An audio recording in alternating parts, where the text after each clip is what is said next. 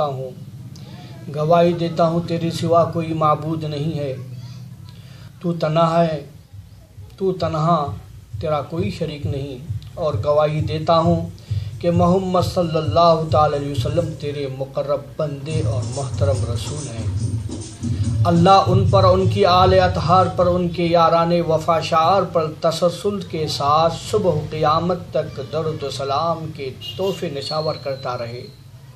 اما بعد، بلا شبہ اللہ جل مجدہ کے حقوق اتنے زیادہ ہیں، بندہ کم حق ان کی ادائیگی نہیں کر سکتا۔ اس کی رحمتوں نعمتوں کی کثرت کو بھی احاطہ شمار میں نہیں لایا جا سکتا۔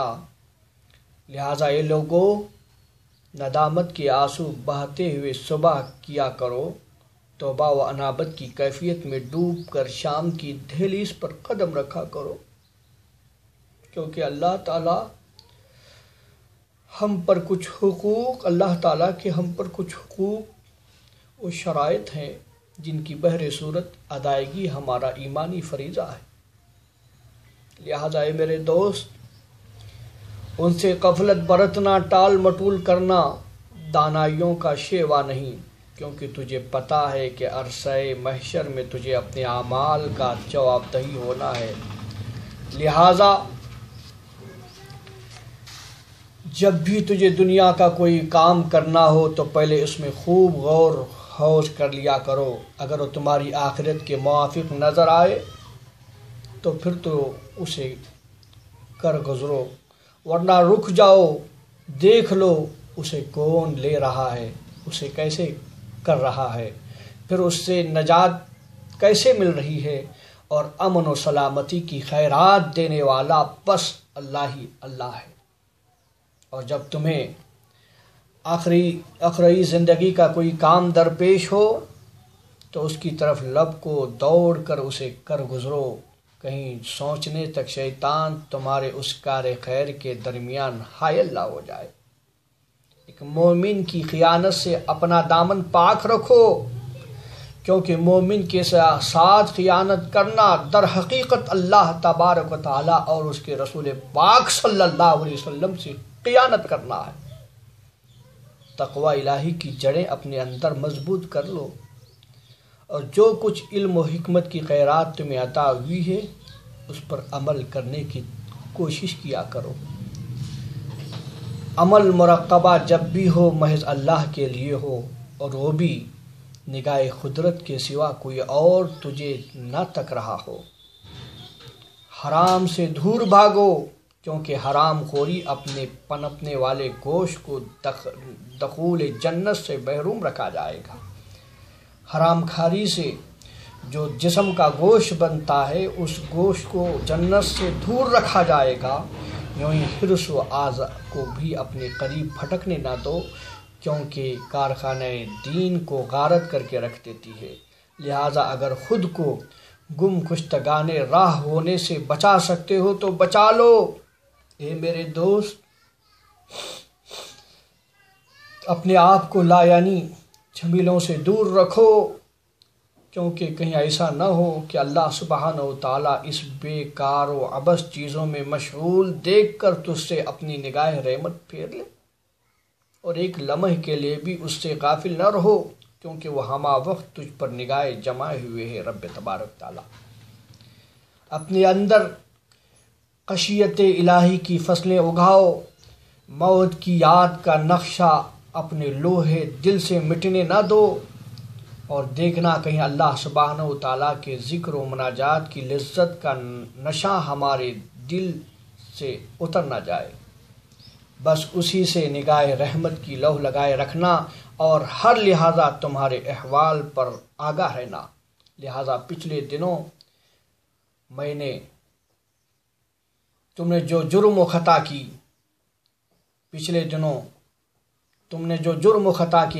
ایک تاریخ رقم کی ہے۔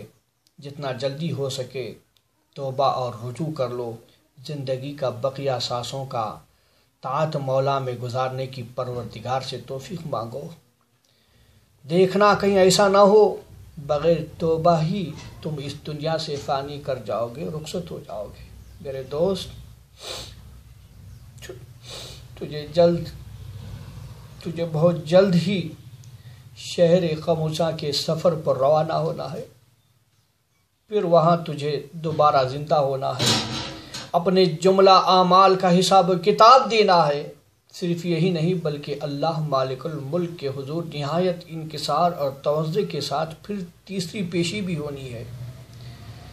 تیری دیوانے زندگی واہ ہونے والا، تیرا نام اعمال بس کھلنے والا ہے۔ ذرا فکر کو آنچ دے اور سوچ، جنت تیرے دائیں طرف ہوگی، دوزخ تیرے بائیں طرف ہوگی، پل صراط تیرے سامنے بچھا ہوا ہوگا۔ اللہ تعالیٰ تجھ سے پورے طور پر باخبر ہونے کے باوجود پوچھ رہا ہوگا، بندے میرے سامنے ذرا اپنے نام اعمال تو پڑھ، مگر تیرا جی اپنے سہ کیے کرتوت کا سوچ کر ڈوب رہا ہوگا اور تجھے احساس و رسوائی لائق ہوگا۔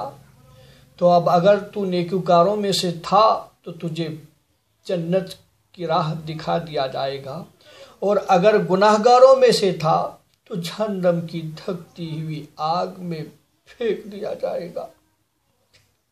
اے میرے دوست، ابھی وقت ہے، اپنے لیے کچھ توشہ جمع کر سکتا ہے کر لے، اپنے دل کی تختی پر آخرت کی یادوں کے لیے کچھ نقوش کھینچ لے۔ موت کو بالکل اپنے سامنے جان دوست، اللہ کے حضور پیشی کے ہوش ربا منظر کو بھول مت جانا۔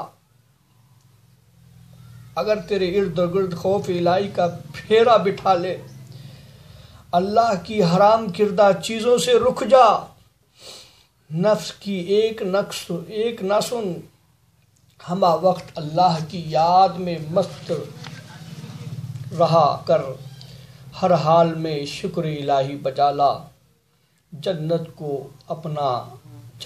اپنے شوق کا مرکز بنا، دوزخ کے آگ سے اللہ کی پناہ مانگتا رہا۔ اس بات کا یقین دل میں جما لے، تیرے سامنے سخت ناک حوالناکیاں اور ایک بڑا پڑاؤ ہے۔ میرے دوست، اب اگر تو اپنے پاس موجود ذات راہ کو ہر روز تول سکتا ہے تو تول، کہیں ایسا نہ ہو کہ حکم الہی اس پر بازی مار جائے اور تو تکتا رہ جائے۔